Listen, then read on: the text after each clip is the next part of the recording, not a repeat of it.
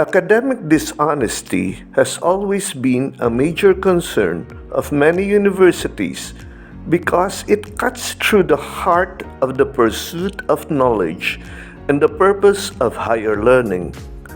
Many researchers in various institutions and in various countries have studied this social phenomenon in detail.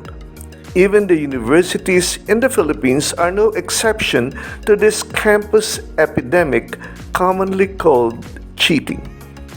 With the advent of open and distance e-learning, this moral issue has not waned but has found its ugly claws clutching on to this new alternative to higher education. This study explores student perceptions on academic dishonesty in an online environment, its prevalence, the manner it is done, and ways it can be prevented. This paper presentation explores participant responses to this issue of academic dishonesty online. It involves 52 Master of Information Systems graduate students taking the Computer Ethics course at the University of the Philippines Open University academic year 2011 to 2012.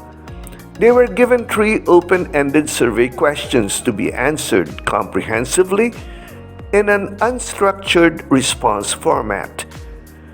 The Computer Ethics course was fully online to enable the students to gain an e-learning experience necessary for a more valid and reliable answer to the questions. Their responses were based on their research and readings and their actual and vicarious experiences. The questions to be answered were: Number 1. Where do you think student cheating is more frequent? In a regular face-to-face classroom setting or in an online distance course? Number 2. What are the ways one can cheat in an online course? And number 3. How can one prevent cheating in an online course? In answer to question 1 on whether cheating is more frequent in a face-to-face or in an online setting, students answered the following. 48% of the class are convinced that there is more cheating or the possibility of it in an online class.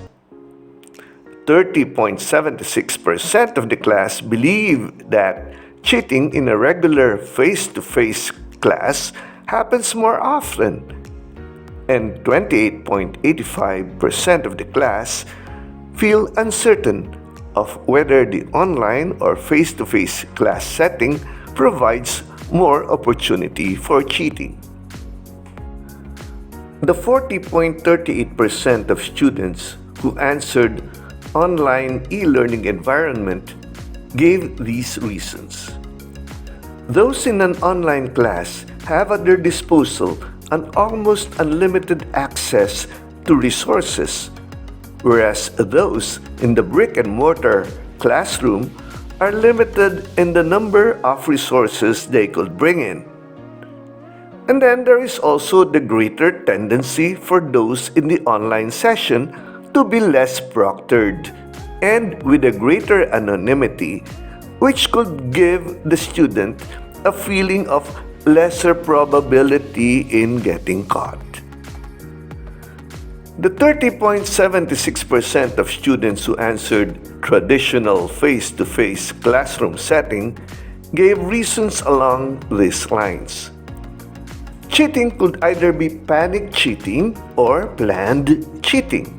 Now, panic cheating occurs more often in a traditional classroom setting and makes use of any available opportunity on site. This has been proven by some researchers as more frequent than planned cheating, which is done in an online setting. Thus, cheating is more likely to occur in the traditional setup. In terms of numbers, another reason is that there are less people taking online academic courses compared to those in the traditional ones in this country. Another reason for academic dishonesty is the strong competition and high expectations of students to get high grades. There is less of that in an online setting here, since those taking the academic online courses seem to show more maturity because of age. Those in the online classrooms are more in it for the validation of their learning related to their stable profession and jobs. Being younger, those in the traditional settings are more prone to cheating to meet higher expectations and to lead the competition to secure themselves the best job in the market. Those 28.85% who answered undecided, uncertain, argue that many past studies are not really conclusive about where cheating is more prevalent. Besides, certain pressures are what force students to act with dishonesty, and it is the presence of these pressures that will determine the frequency of cheating, be it in a traditional or in an online classroom situation. In summary, the numbers and percentages do not seem conclusive as to where cheating could be more prevalent, be it in an online or face-to-face class, since not one category has received more than 50% of the votes. Furthermore, the percentage of the uncertain or undecided group could make it swing either way. In answer to the second question on the ways of cheating in an online course, the students offered many ways online cheating could be done or is already being done, based on their readings, their experiences, and from their own observations.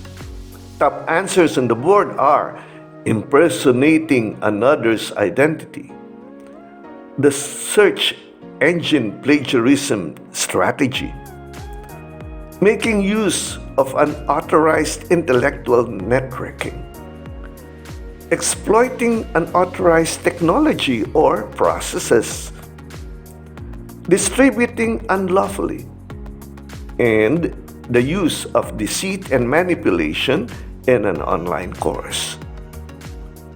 73% of the students mentioned identity impersonation, substitution, or proxy attendance as the most common or perhaps the easiest to get away with. Here, an online student gets another to do the academic work requirements for him or her. Also included in this category is the use of proxy ghostwriting services of a paper or an essay mill, which is readily available in the internet for a fee. At second position, 69% of the students named the search engine plagiarism duo as a very common way of cheating. Students would Google terms, ideas, concepts, and copy-paste their desired portions on their work as is, and without even the proper citations. This also refers to copying a classmate's post without the latter's knowledge or consent. Tied with the former, also at 69%, the students referred to unauthorized intellectual networking as another method of cheating. Students would collaborate dishonestly and even share files in the process.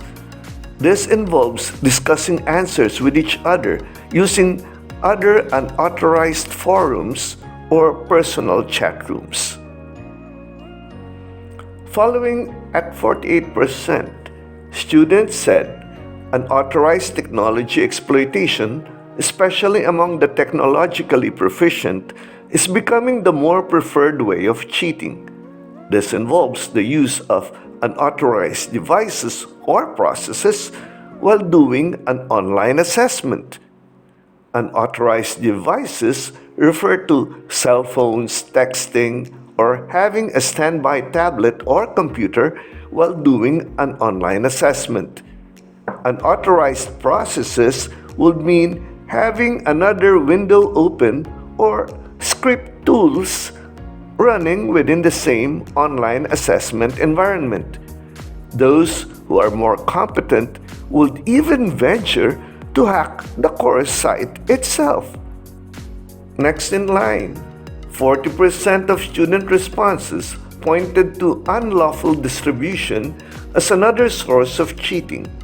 Students would ask questions about or borrow the works or submissions of persons or groups who have taken the course before them and use those for their online tests or submissions without much editing.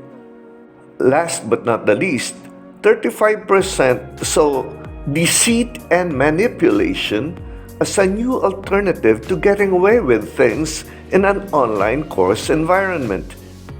This basically refers to the misrepresentation of one's status or situation and even the fabrication of false alibi to be able to buy time to cheat. In answer to the question of ways cheating online could be prevented, 4 areas were identified which categorize the student responses according to their area of focus. First area is the use of policies and requirements of the course.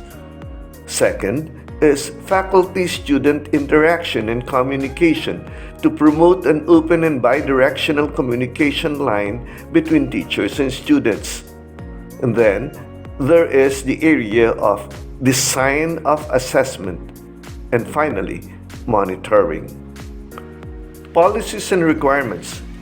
Having clear guidelines and giving the consequences for academically inappropriate behavior help motivate students to academic integrity. When students know that the school is serious in protecting its honor and value, and that the students are taught to be responsible, then they themselves will bring about a culture of intellectual honesty in the school. To bring about this culture of intellectual honesty, students suggested varied ways like requiring submissions that would involve creativity and the personalization of principles to prevent plagiarism, employing more hands-on activities, seminar-type projects where the principles learned are applied, peer collaboration, and putting projects online on public spaces for transparency. Interaction and communication. Frequent interaction, no matter how informal, creates good teacher-student relations. Frequent teacher feedback and timely suggestions make the students feel attended to.